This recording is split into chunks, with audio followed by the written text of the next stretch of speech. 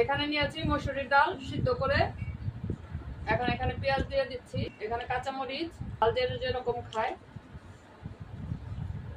ধনিয়া পাতা,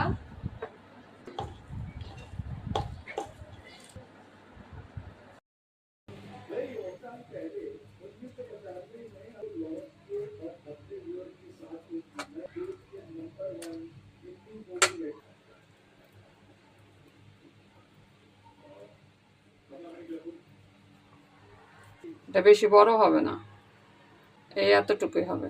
এখন ভেজে নিব।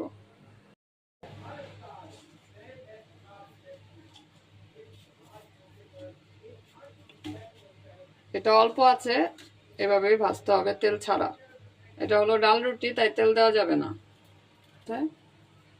তুলে নিচ্ছি, এই দুটো হয়ে গেছে।